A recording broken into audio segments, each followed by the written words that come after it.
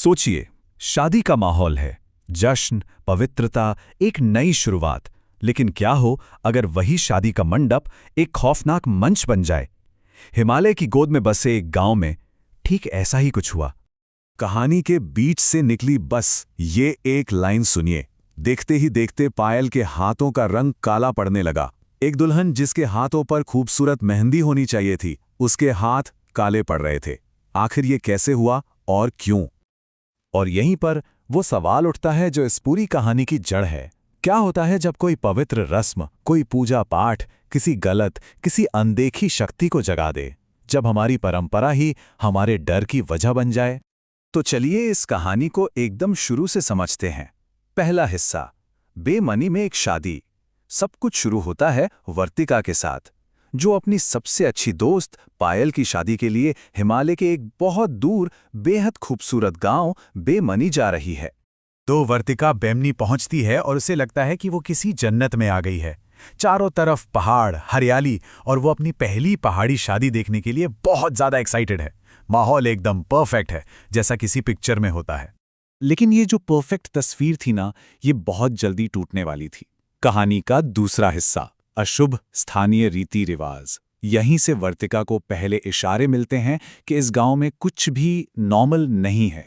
गांव में घुसते ही वर्तिका एक बहुत अजीब नज़ारा दिखती है।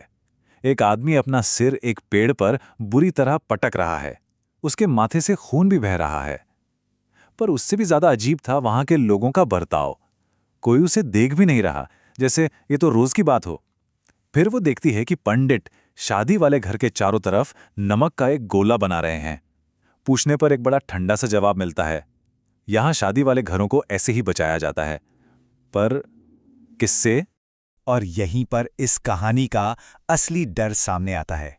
देखिए, एक बाहरी इंसान मतलब वर्तिका के लिए जो कुछ भी हो रहा है वो डरावना है, गलत है। लेकिन गांव वालों के लिए ये उनकी सच्चाई है, उनकी परंपरा है, जीने का एक जरूरी हिस्सा। जो वर्तिका को एक अजीब सी रस्म लग रही है, वो उनके लिए एक सुरक्षा कवच है। इसी को तो कहते हैं लोक भय, जहां डर कोई बाहर से नहीं आता बल्कि वहीं की संस्कृति का हिस्सा होता है। तो अब कहानी पहुंचती है उस मोड़ पर जिसका अंदेशा होने लगा था। तीसरा हिस्सा, राक्षसी समारोह। शादी का मंडप सज चुका है, रस्में शुरू हो चुकी हैं, और अब वो अनदेखी ताकत सामने आने वाली है। मंत्र पढ़े जा रहे थे। जैसे ही दुल्हन यानी पायल को हवन कुंड में घी डालने के लिए कहा जाता है, वो कुछ ऐसा करती है जिसकी किसी ने कल्पना भी नहीं की थी। पायल घी का पूरा डब्बा उठाती है और उसे धधकती आग में फेंक देती है। आग की लपटें एकदम से ऊंची उड़ जाती हैं। पवित्र रस्म का यह पहला अपमान था। और फिर वो होता है। आग की उस तेज रोशनी में सबके सामने पायल के मेहंदी लगे हाथ काले पड़ने लगते हैं। उसका चेहरा एक अजीब सी डरावनी शक्ल में बदलने लगता है। अब वो पायल नहीं थी। उसके हाथ काले थे, आंखें एकदम सुर्ख लाल और दांत नुकीले हो चुके थे। उसके मुंह से जानवरों जैसी गुर्राहट और एक ऐसी भाषा निकल रही थी जो किसी के पल्ले नहीं पड़ रही थी। वो जमीन पर हाथ पटक रही थी और उसने वर्तिका पर हमला करने की कोशिश भी की। पर सबसे खौफनाक बात पता है क्या थी? गांव वाले, उनके चेहरे पर डर नहीं था, बल्कि एक अजीब सी शांति थी, जैसे वो इसी पल का इंतजार कर रहे थे। ये उनके लिए कोई हादसा नहीं, बल्कि रस्म का ही एक हिस्सा था। इस खौफनाक मंजर को रोकने के लिए एक पुजारी आगे आते हैं। वो बिल्कुल हैरान नहीं है। वो बस अपने मंत्र और पवित्र जल से उस शक्ति को काबू करने लगते हैं। कुछ देर की जद्दोजहद के बाद पायल बेहोश होकर गिर जाती है। मतलब ये साफ था कि जिस परंपरा ने इस डर को जगा दी, उसी के पास इसका इलाज भी था। पर सवाल तो अब भी वही था, आखिर ये सब था क्या? इसका जवाब मिलता है कहानी के चौथे हिस्से में, गांव का प्राचीन अभिशाप। अब वर्तिका को वो सच बताया जाता है जो इस गांव की हवा में घुला हुआ है। असल में बेमानी गांव सदियों से एक श्राप का शिकार है।